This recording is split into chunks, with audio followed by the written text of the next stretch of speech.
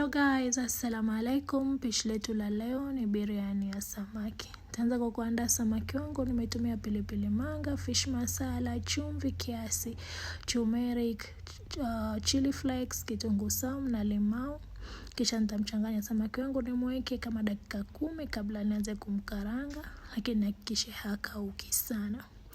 Niendelee kukaranga vitunguu vyangu. Vitunguu vikiendelea kuiva, unabandika maji ya kupika mchele. Nimetumia spices kama unavyoziona kwenye video. Kando yake nitaandaa rangi yangu. Nimetumia zafrani na rangi ya chakula. Baada ya hapo, nishaandaa viungo vyangu vingine vya kutengeneza rojo la biriani. Ni kama hivi unavyoviona. Pilipili sio lazima, mimi hupenda pilipili. Mchele wangu ukishaiva nusu, yani usiive sana. Na umwaga maji na uweka kando, naja naandaa rojo langu la biriani.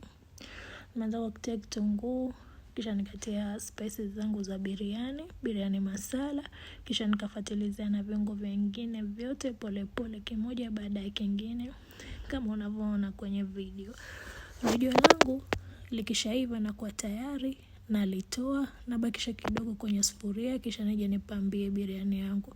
Tatia wali kidogo kwa chini, kisha nije nipange samaki wangu kama unavyoona. Baada ya hapo nitatia ile rojo langu lenye nilikuwa ninalipika, kisha nipambie na vitunguu, alafu na dania kwa juu, kisha nije nifinike na wali kwa juu kama hivi. Kisha nitanyunyizia mafuta. Nimetumia yale mafuta ambayo nimeyakarangia vitunguu. Baada ya hapo nitatia na rangi yangu. Nimeanza na zafrani, kisha natia na rangi yangu ya chakula, nifinike biriani yangu ikauke.